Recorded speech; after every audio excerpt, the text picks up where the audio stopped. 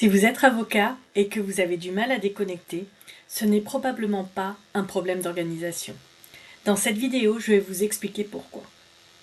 On dit souvent aux avocats qu'il faut mieux s'organiser, il faut apprendre à déconnecter, il faut poser des limites. Mais voyons, soyons honnêtes, si c'était si simple, cela ferait longtemps que ce serait réglé. Quand vous avez des clients anxieux, des délais imposés, des dossiers lourds, une responsabilité permanente, déconnecter n'est pas juste une question de volonté. Je suis Sarah Jane Taster, avocate, médiatrice familiale et superviseur d'avocats.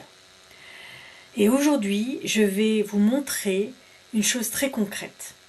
Pourquoi l'équilibre entre vie professionnelle et vie personnelle est si difficile dans la profession.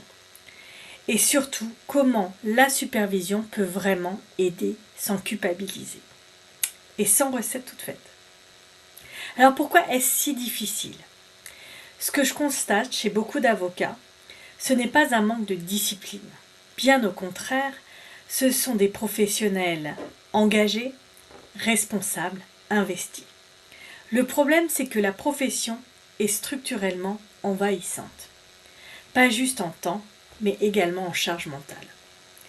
Parce que le travail ne s'arrête pas quand vous éteignez votre ordinateur. Il continue. Dans la voiture, les transports en commun, le soir, le week-end, les vacances.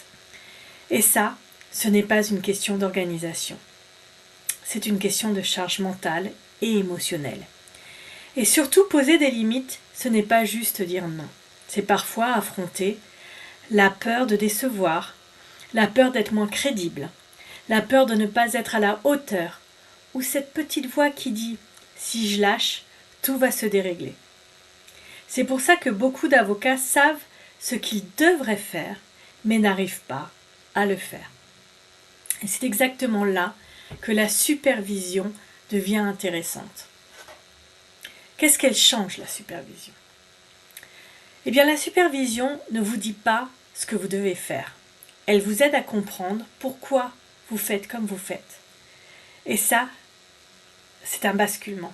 Parce que tant que certains mécanismes invisibles, ils pilotent votre manière de travailler.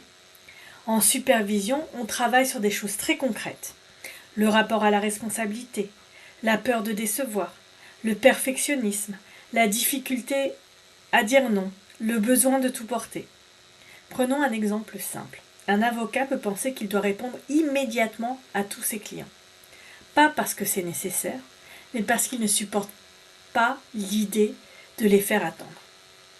Un avocat garde ses dossiers en tête le soir, non pas parce qu'il travaille, mais parce qu'il n'arrive pas à déposer la responsabilité. Lorsque l'on met ça en lumière, quelque chose se détend et de nouveaux choix deviennent possibles. Et là, on peut commencer à ajuster son niveau de disponibilité, ses priorités, sa manière de répondre et ses limites. Pas de façon rigide, mais de façon plus juste. Et surtout, sans confondre engagement et sacrifice. On croit souvent que l'équilibre, c'est une question d'agenda. Moins d'heures, mieux réparties. Mais en réalité, vous pouvez être sorti du cabinet et être encore complètement au travail. Ça, tous les avocats connaissent. Refaire un échange dans sa tête, anticiper une réponse, ruminer un dossier. Le vrai sujet, ce n'est pas seulement combien de temps vous travaillez, c'est combien de place le travail prend en vous. Et ça, c'est là où la supervision va vous aider. Elle va vous permettre de réduire le fait de ruminer, de ressasser ces événements, sortir du mode d'alerte permanent, retrouver une présence réelle dans sa vie personnelle. Ce n'est pas une déconnexion artificielle, c'est une décompression professionnelle. Concrètement, ça va changer quoi ? Pour les avocats, plus de clarté, moins de fatigue chronique, moins de pression interne, une pratique plus alignée et souvent une sensation de respirer à nouveau dans sa pratique. Pour les cabinets, moins de turnover des équipes plus stables, moins d'épuisement, une meilleure qualité de travail sur la durée. Et surtout, des professionnels qui tiennent dans le temps. Parce que c'est ça le véritable enjeu. Un avocat épuisé peut être performant, mais rarement durable. Chercher un équilibre, ce n'est pas un problème. Ce n'est pas un manque d'ambition, une faiblesse ou une incapacité à tenir. C'est exactement l'inverse. C'est reconnaître que pour exercer longtemps, bien et avec le sens, il faut un cadre soutenable. Et la supervision permet de construire ce cadre. Pas en surface, mais en profondeur. J'accompagne des avocats et des cabinets sur ces sujets, en supervision individuelle et en intervention en cabinet. Si vous vous reconnaissez dans ce que j'ai décrit, vous trouverez des informations en description.